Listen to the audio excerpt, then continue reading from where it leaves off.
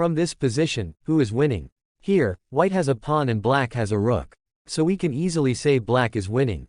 But that's not the case here. Because white's pawn is one step away from becoming a queen. So white has a winning position. But white need to move carefully, otherwise black can easily get a draw. Let's see how. So first, white's king is in check. So where to move the king? Let's go with the obvious move. White king to b7, and by moving to b7 square white can protect the pawn. But then what will black do? Black can easily move to d7 and pin the pawn to king. Now white can't promote the pawn to queen. And even if the king moved to b8, then rook will take the pawn and then it's a draw. So moving to b7 is not a good idea. So now let's see where else white can move from this position. From here white has 3 squares to move. First let's see what happens if white moves to a5. Then black's rook can get behind the white's pawn. Then white's king won't able to protect the pawn. Then from there white will be losing. So that's not the right square. Now let's see what will happen if white's king moves to c5. It seems like good move, threatening the rook. But now rook will go to d2. Now because of that move, the game is definitely going towards draw. Once rook goes to d2, white should move the king, otherwise king and queen will be pinned. So king is moving to b6. Afterwards rook can get to c2 square, behind the pawn. Then it's definitely draw. So c5 is also a bad option. So the right move from here, for white is b5. Now black's rook can't do much. Giving check is the only option, otherwise white will get the queen. Then, white's definitely winning. So from this position, black's rook is moving to d5 and giving check. So now white can't promote the pawn. And has to move the king. Again, from this position what is the right move for white? It's same as before. If white moves to a4 square, then rook will get behind the pawn and white will lose the game. So that's not an option. White also can't go to c4 because then rook will get behind, and it's a draw. So it's same as before. White moves to b4. Then rook will give another check by moving d4.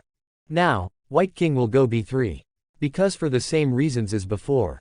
Then rook will move to d3 and give another check. Now, from this position white's king won't be able to move to h2. Because black's king is protecting that square. But, white king doesn't need to move to b2. Now white can move to c2. And, rook cannot get behind the king. Because king will take the rook. So now black need to think of other options. And black is moving to d4. Then white should not hurry and get the queen. You can ask, why, what's the problem? You will see why, soon enough. So once white promote the pawn to queen, black's rook will move to c4. It's a check and queen is also pinned. You can tell, queen can take the rook. Yes, queen can. Now let's see what will happen if queen takes the rook. Once queen took the rook. It's black's move. But the funny thing is black's king doesn't have a square to move. See, white king is protecting b1 and b2. White queen is protecting a2. So black's king won't be able to move. So it's a stalemate. From this position promoting the pawn to queen is eventually ending up in a draw. Now pause the video and find out what is the right move for the white to play. So the right move is, to promote the pawn to rook. Now even if the black rook gives check, white's rook can take it.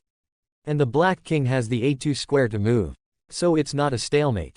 But now you can say black rook doesn't need to sacrifice itself because it's rook versus rook. You're right. So black rook is not going to give a check. Even though it's a rook versus rook. White is winning soon. I will tell you why.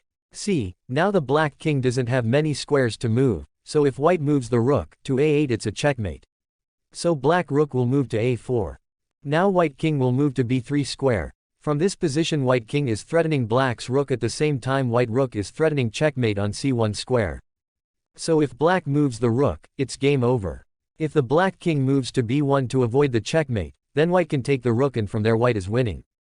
See friends, one wrong move could end this game in a draw. Endgame studies are awesome, because at first it will look so simple. But it's much more complicated. Knowing the endgame tactics will help you win the game, and help you avoid stalemates and draws. This is one of the biggest examples of how to play in the endgame. Now it's puzzle time friends. From this position, find the right move for black, and mention it in comments. Don't forget to leave your answer in the comments section.